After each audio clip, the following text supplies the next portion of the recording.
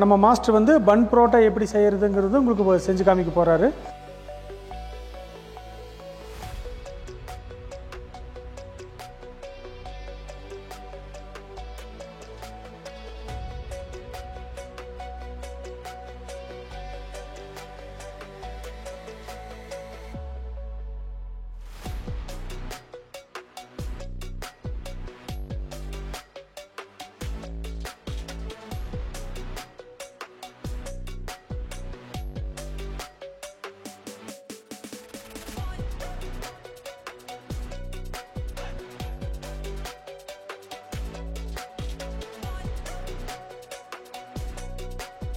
நம்ம மாஸ்டர் வந்து பன் புரோட்டா எப்படி செய்யறதுங்கிறது உங்களுக்கு செஞ்சு காமிக்க போறாரு. கல்யாணத்துல எல்லாம் பல்கா நாங்கள் ஒரு 50 கிலோ 60 கிலோ மாவு போட்டு புரோட்டா பண்ணுவோம்.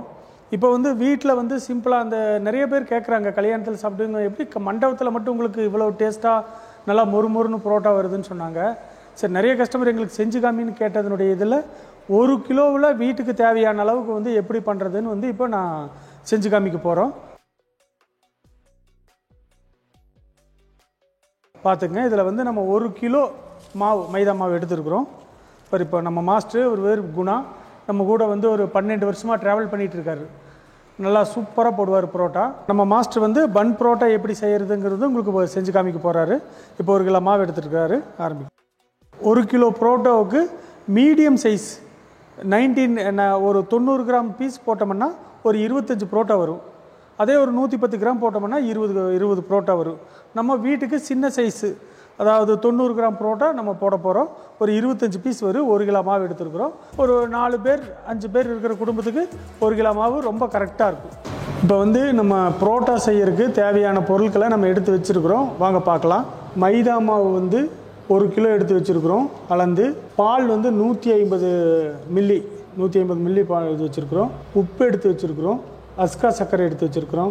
1 முட்டை எடுத்து வச்சுருக்குறோம். ஆயில் எடுத்து வச்சுருக்குறோம். அதுக்கு மிக்ஸ் பண்ணுறதுக்கு உண்டான தண்ணி எடுத்து வச்சுருக்குறோம். இப்போ வந்து நம்ம எப்படி பிசைறதுன்னு வந்து உங்களுக்கு சொல்லித்தர போகிறேன்.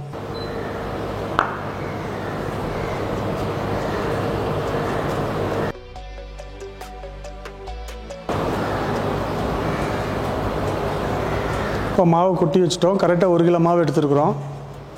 கொட்டி நம்ம இது பண்ணி பரப்பி வச்சுக்கலாம். நீங்கள் வந்து கிரானைட் கல், மார்பிள், கடப்பா கல் எதில் வேணாலும் நீங்கள் வச்சுக்கலாம் பேசருக்கு.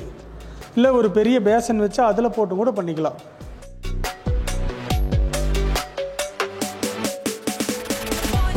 ஸ்பூன் வந்து கொஞ்சம் பெருசாக இருக்கிறதுனால 1 ஸ்பூன் போட்டிருக்குறோம். அதே மாதிரி சர்க்கரை 1 ஸ்பூன் நிறையா. இப்போ ஒரு முட்டையை உடைக்க போகிறோம். ஒரு முட்டை வந்து உடைச்சு ஊற்ற போகிறோம். இப்போ மைதா மாவு ஃபஸ்ட்டு கொட்டியிருக்கிறோம். அடுத்தது வந்து உப்பு 1 ஸ்பூன் போட்டிருக்கிறோம் பெரிய ஸ்பூனில். சர்க்கரை 1 ஸ்பூன் பெரிய போட்டிருக்கோம். 1 முட்டை உடச்சி ஊற்றிருக்கிறோம். நல்லா முட்டை வந்து நல்லா கலங்குற மாதிரி நல்லா கலக்கி விட்டுறோம். பால் வந்து 150 மில்லி பசும்பால் வச்சுருக்குறோம். பசும்பால் ஊற்றி நம்ம பிசைய போடுறோம்.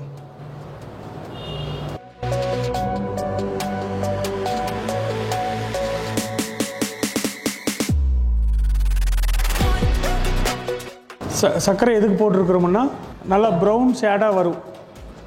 சர்க்கரை போடலன்னா அந்த ப்ரௌன் ஷேட் வராது. புரோட்டானாவே அந்த மொறுன்னு அந்த ப்ரௌன் ஷேட் இருந்தால் தான் நம்மளுக்கு மனசே அந்த புரோட்டாவை சாப்பிட்றதுக்கு ஆவலை தூண்டும். அது சர்க்கரை நம்ம முட்டையெல்லாம் எதுக்கு போட்டிருக்கிறோம்னா புரோட்டா வந்து நல்லா சாஃப்டாக வரும். அதுக்காக தான் வந்து நம்ம எல்லாமே ஆட் பண்ணியிருக்கிறோம். பால், முட்டை, சர்க்கரை, உப்பு இப்போ 4ம் போட்டு நம்ம இப்போ பிசைஞ்சிட்ருக்குறோம்.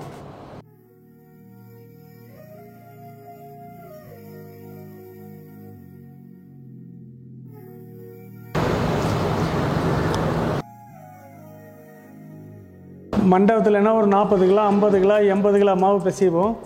இதில் வந்து சும்மா 1 கிலோ உங்களுக்கு காமிக்கிறதுக்காக அளவாக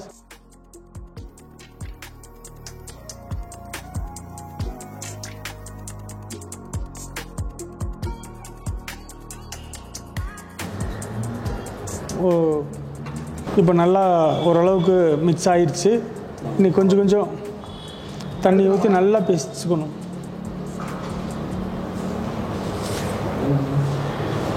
நீங்கள் இதே மாதிரி டேபிளில் தான் பிசைக்கணும்னு இல்லை, அளவாக வந்து ஒரு பேசனு, ஒரு சில்வர் பாத்திரம், அகலமாக இருக்கிற ஒரு தட்டு எதில் வேணாலும் போட்டு பிசைஞ்சிக்கலாம்.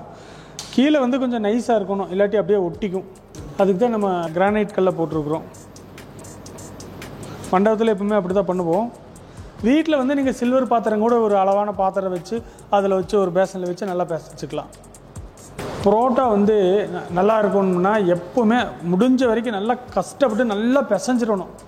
பிசைஞ்சு ஒரு 2 மணி நேரம் ஊற வைக்கணும் மாவை. அப்போ தான் வந்து உங்களுக்கு வந்து நல்லா சாஃப்டாகவும் நல்லா மொறுமொறுன்னு வரும். புரோட்டா எந்த அளவுக்கு நம்ம பிசைகிறோமோ அந்தளவுக்கு ரொம்ப நல்லாயிருக்கும். புரோட்டா வந்து நல்லா அமுத்தி நல்லா விரித்து தேய்க்கணும்.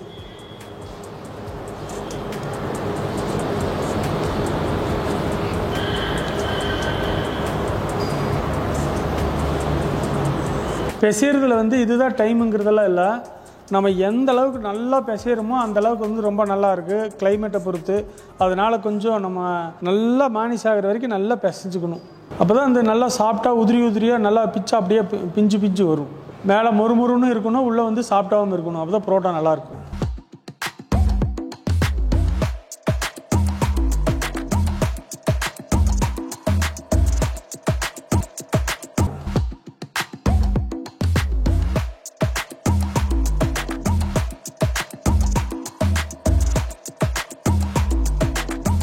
ஆயில் மட்டும் நம்ம கையில் டச் பண்ணி அப்படியே வந்து எடுத்து தொடச்சி விட்ருணும். வாழையில் போட்டு இது பண்ணோம்னா இன்னும் நல்லா ஃப்ரெஷ்ஷாக நல்லா இருக்குது. அது வந்து நல்லா வந்து இது பண்ணி வரணும். ஒரு 3/4 மணி நேரத்துலேருந்து 1 மணி நேரம் வந்து அப்படியே வந்து வச்சிடணும். வச்சுட்டோம்னா உள்ள மாவு வந்து நல்லா புளிச்சுக்கும். புளிச்சா கடைசியில் நம்ம பீடா போட்டு வீசி ஆரம்பிச்சுக்கலாம். எப்போவுமே நம்மளுக்கு வந்து ஒரு 7 மணிக்கு புரோட்டா வர வேணும்னா ஒரு 5 மணிக்கு மாவு பேசுறதுக்கு ஆரம்பினா ஒரு 1/2 மணி நேரம் பிசைஞ்சு ஒரு 5:45 போட்டு வச்சுட்டோம்னா சரியாக இருக்கும். இப்போது மாவு பிணைஞ்சு 1 மணி நேரம் ஆச்சு. இப்போ எந்த அளவுக்கு ஊறி இருக்குன்னு பார்ப்போம். மாவு இந்த அளவுக்கு ஊறி இருக்குது. இப்போ நம்ம இதை பீடா போட்டுருவோம். ஃபஸ்ட்டு கட் பண்ணணும். இந்த மாதிரி கட் பண்ணிக்கிங்க. இந்த மாதிரி நீளமாக எடுத்துகிட்டு நல்லா மாலிஷ் வர்ற மாதிரி இந்த மாதிரி. இது 90 கிராம் பீடா வரும்.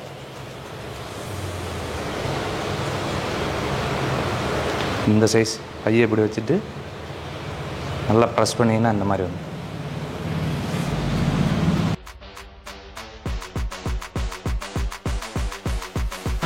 இந்த சைஸ் போட்டிங்கன்னா ஒரு பரோட்டா வந்து நம்ம நார்மல் பரோட்டா ஒரு ஆள் சாப்பிட்லாம், 2 பரோட்டா சாப்பிட்லாம். இதோட பெருசாக போட்டிங்கன்னா ரொம்ப திக்னஸ் ஜாஸ்தி வரும்.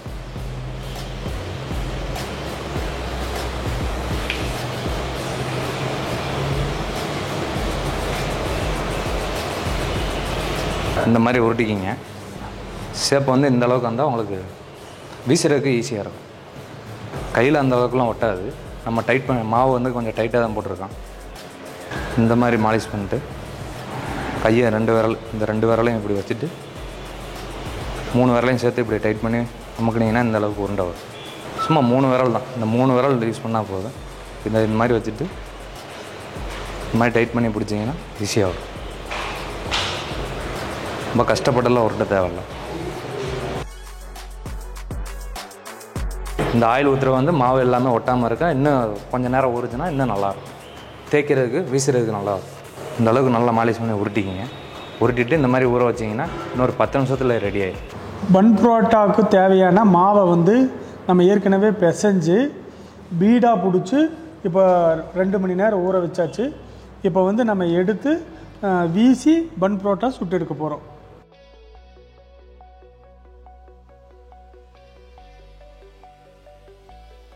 இப்போ வந்து நல்லா தேய்ச்சி வீசணும். இப்போ சின்னதாக வந்து தேய்ச்சி நம்ம ஒரு 10 புரோட்டா வந்து இப்படி தேய்ச்சி வச்சுக்கலாம். தேய்ச்சி வச்சுட்டு அப்புறம் திரும்பியும் வீசிக்கலாம். 10 வந்து நம்ம தேய்ச்சி வச்சுட்டு அப்புறம் ஒட்டுக்காக வீசிக்கலாம். நான் வந்து இப்போ நம்ம கல்யாண ஸ்டைலில் நாங்கள் எப்படி போடுறதுன்னு காமிக்க போகிறோம். வீட்டில் வந்து நீங்கள் எப்படி போடலாங்கிறதையும் இப்போது சொல்லித்தர போகிறோம். புரோட்டா எப்பவுமே மிருதுவாகவும் டேஸ்ட்டாக இருக்கணும்னா நம்ம பிசைறது வந்து ரொம்ப நல்லா பிசைஞ்சிடணும். 2 மணி நேரம் வந்து ஊற வச்சிடணும். நம்ம சொன்ன மெத்தடில் இது பண்ணோன்னா இன்னும் ரொம்ப நல்லாயிருக்கும்.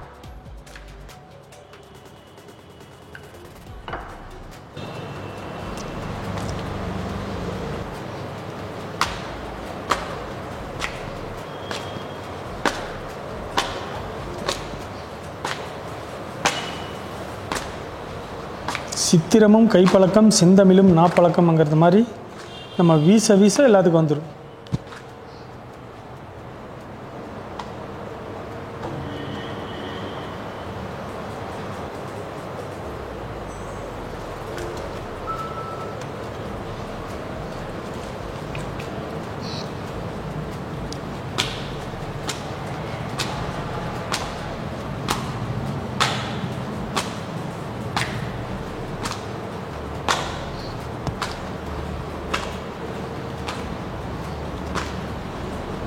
அழகாக கிளியாமல் நல்லா சாஃப்டாக வந்திருக்கு.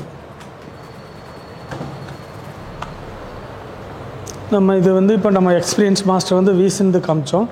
இப்போ இது வந்து நம்ம கட்டையில் வந்து இப்போ நீங்கள் புதுசாக போடுறவங்க கட்டையில் தேய்ச்சி போடுறது காமிக்கிறோம். கட்டை எடுத்து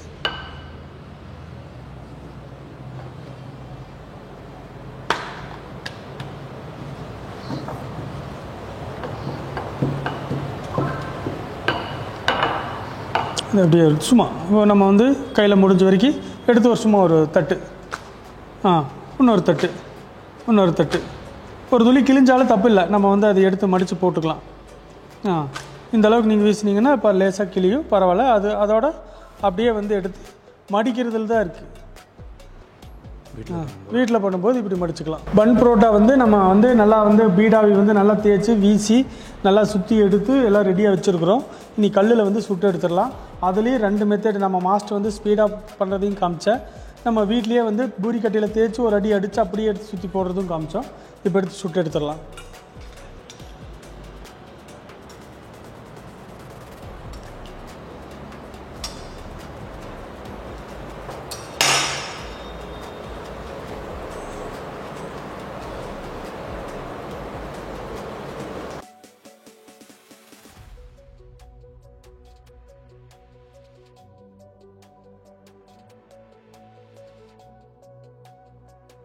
எப்போவுமே பன் புரோட்டாவுக்கு வந்து ஆயில் கொஞ்சம் நிறைய இருக்கணும். நம்ம வந்து ரொம்ப பெருசாக பட்டையாக தட்டியிருக்கக்கூடாது. மேலே வந்து அப்படியே உப்பி வர்ற மாதிரி இருக்கணும் பன் புரோட்டா. அப்போ தான் நல்லாயிருக்கும். மாவு வந்து நல்லா பிசைஞ்சு நல்லா ஊறிடுச்சு, அழகாக இருக்குது. இப்போ வந்து நம்ம ரொம்ப பெருசாக வந்து தேய்க்காமல் இதில் வந்து கொஞ்சம் அப்படியே உப்பி வரணும். நம்ம பன் புரோட்டாவுக்கு வந்து நம்ம மாவு கொஞ்சம் வேறு ஸ்டைலில் போடணும். இப்போ அப்படி தான் போட்டு நம்ம பண்ணியிருக்கிறோம்.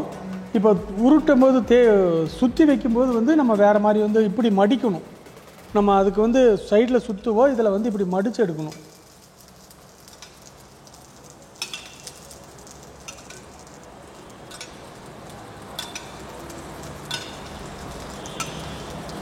ஆயில் வந்து நார்மல் புரோட்டா விட கொஞ்சம் எச்சா கொடுக்கணும்.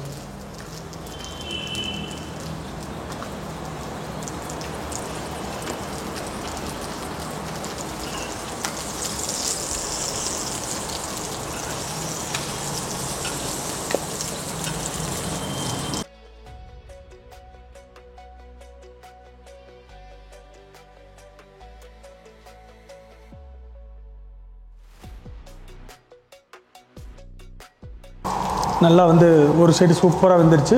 இப்போ 2வது சைடு திருப்பி போட்டிருக்கிறோம். கொஞ்சம் மாற்றி மாற்றி வந்து திருப்பி போட்டோம்னா நல்லா இதாகிக்கும். புரோட்டா நல்லா வந்துருக்குது. ஒரு சைடு நல்லா வெந்துருச்சு, இந்த சைடு திருப்பி போடு.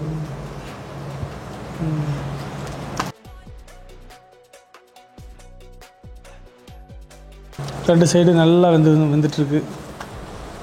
சூப்பராக கரெக்டாக நல்லா ப்ரௌன் கலரில் அழகாக பொன்னிறமாக வந்துருக்கு. எப்போவுமே புரோட்டாவே அந்த மனசுக்கு ஈர்க்கிறதே அந்த கலர் தான். அழகாக வந்துருக்கு. கொஞ்சம் எப்போவுமே பன் புரோட்டாவுக்கு ஆயில் கொஞ்சம் நிறையா வேணும். ஒரு நிமிஷம் நல்லா வெந்துருச்சு, அந்த சைடு வந்துருச்சு. ஒரு நிமிஷம் கழித்து எடுத்துடலாம். நல்லா வெந்துருச்சு, எடுத்துடலாம் இப்போ புரோட்டா.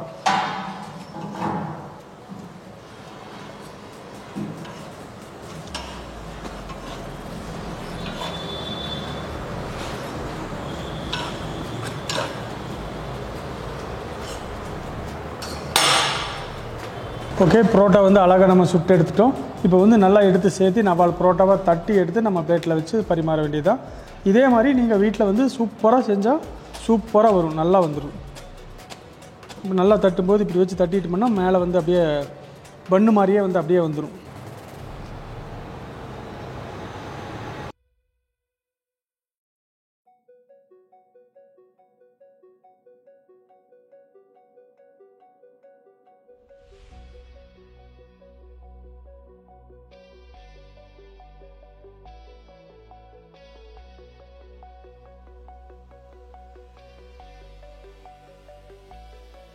இப்போ பாருங்க, சூப்பராக பரோட்டா நம்மளுக்கு ரெடி ஆயிடுச்சு. அழகாக இருக்குது, நல்லா ப்ரௌன் சைடிஷாக இருக்குது, சாஃப்டாக இருக்குது, அப்படியே தொட்டாவே பிஞ்சு வர்ற மாதிரி இருக்குது. சூப்பராக இருக்குது. இதே மாதிரி வீட்டில் செய்யுங்க, டேஸ்ட்டு சூப்பராக இருக்கும்.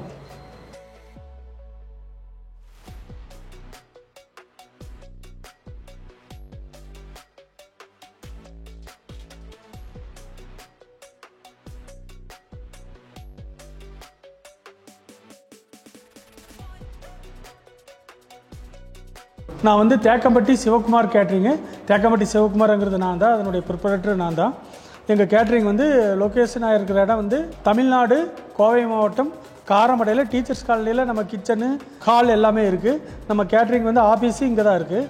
நாங்கள் வந்து தமிழ்நாடு, கர்நாடகா, கேரளா 3 ஸ்டேட்டில் பண்ணிகிட்ருக்குறோம். நீங்கள் எங்கே கூப்பிட்டாலும் நாங்கள் வந்து பண்ணி தருவோம். எங்களுடைய கான்டாக்ட் நம்பர் வந்து 9944455634 9944455634. இன்னொரு நம்பர் வந்து 9443655634 94436555634. ஓகே, நன்றி.